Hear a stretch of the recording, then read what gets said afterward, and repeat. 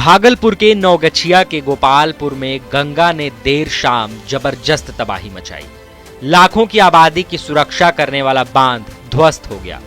बांध की चौड़ाई का 80% तक हिस्सा पानी में समा गया।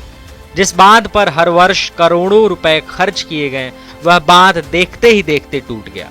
यह पहली बार नहीं है, इससे पहले पिछले साल भी यही हाल हुआ था। पूरे इलाके का मंजर भयावह हो चुका है।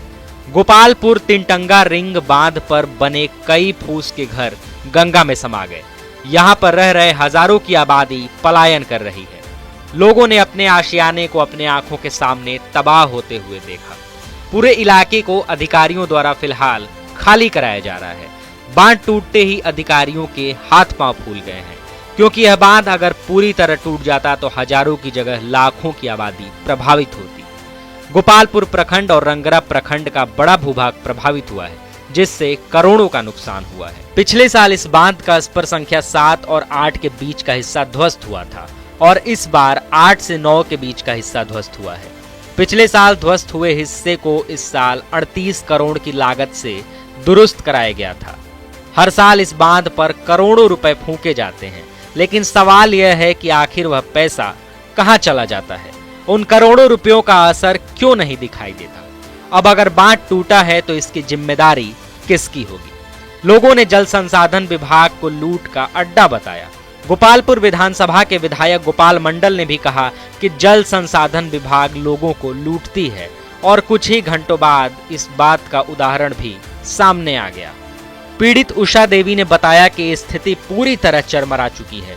कटाव अचानक से हुआ है और ढेरों सामान देखते ही देखते गंगा नदी में समा गया। बहुत स्थिति खराब है सर, कोई व्यवस्था नहीं है, दिन भर भूखले हैं, कोई व्यवस्था नहीं। वहाँ सामान है सब धरल, और सब गंगा जी में चल गया, मशीन चल गया, कुट्टी काटने वाला, 2-3 दिन को ड्रम चल गया गंगा जी में, मगर 3-4 गो तिबला। कहाँ जा रहे हैं? कहीं नहीं है, वहाँ छे बैठ लो, कहाँ जेबे। कटाव कैसे हुआ? कटा तो बोल्डर वंचना घर चले वंचना बुलबुल छोड़ लगा, बस तुरंत हस्ती लड़के धरी किनार पर। काय नंबर है? हाँ? काय नंबर? वो 8-9 के बीच में। 9 नंबर। हाँ। अभी तो सब कहाँ जो है? कहाँ जेबे, कहीं व्यवस्था नहीं छे जाके, कहाँ जेबे। कहीं जमीन हमरा सबके नहीं जा, कहीं हाथ नहीं जा। नहीं मिललो छे, नहीं इंदिरा आवास नहीं जमीन, कुछ मिलले नहीं छे हमरा सनी का। जिला परिषद सदस्य ने बताया कि बांध टूटने का असली वजह अतिक्रमण है। इसी के साथ साथ उन्होंने एसडीओ सहित स्थानीय प्रशासन पर आरोप लगाते हुए कहा कि प्रशासन जनप्रतिनिधियों के साथ मिलजुल कर काम नहीं कर रहा और मूक दर्शक बनकर तमाशा देख रहा है। नहीं, बांध तो लगभग कटने के कगार पे है और कट ही जाएगा 1-8 घंटा में।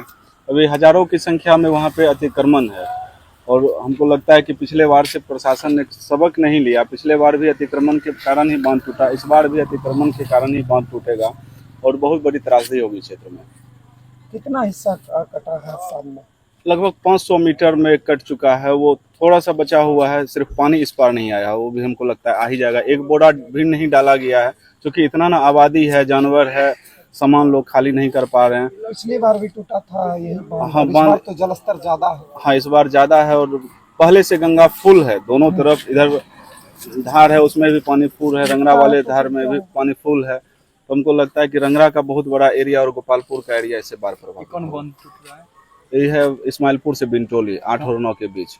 पिछले बार भी 8 और 9 के बीच ही कटा था, लेकिन इस बार उससे थोड़ा डाउन साइड में कट रहा है, 7-8 के बीच में। स्थानीय प्रशासन कुछ नहीं, मूक दर्शक है। हमको तो लगता है एसडीओ साहब एक बार भी नहीं आके देखे होंगे कि बांध पे क्या आबादी है क्या नहीं है। हमको तो ये नौगछिया की स्थिति ये लग रही है कि एसडीओ जब से आए हैं एक बार भी जनप्रतिनिधि के साथ बैठक भी नहीं कर पाए हैं।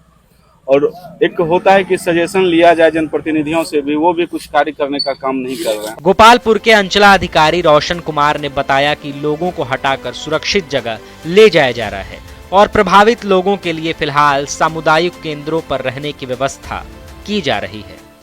आज 11 तारीख है और 15 अगस्त से पहले ही ये सूचना जो मिली है आज हम लोगों को, तो हम लोग अभी स्थल पे पहुंचे हैं जहां पर पिंड टोली इस्माइलपुर जो बांध है उसका 8 और 9 नंबर जो स्पर है उसके बीच जो है दरार उत्पन्न हुआ है दोपहर में ही तकरीबन 2 बजे के आसपास।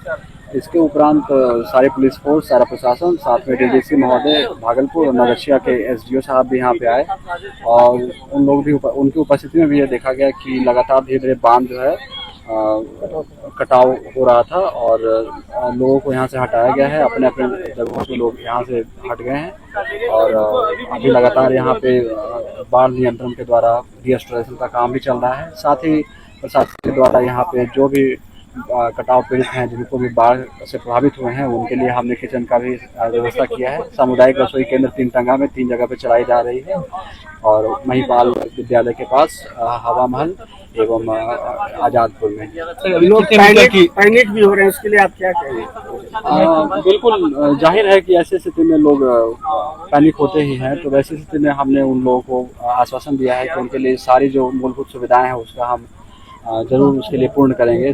बिहार में इन दिनों गंगा समेत कई नदियां अपने जलस्तर से ऊपर बह रही हैं, जिससे कई इलाकों में बाढ़ और कटाव से लोग परेशान हो रहे हैं। एक तरफ जहां लोगों का घर कटाव में चला जा रहा है, वहीं कई लोगों का घर बाढ़ में पूरी तरीके से डूब चुका है।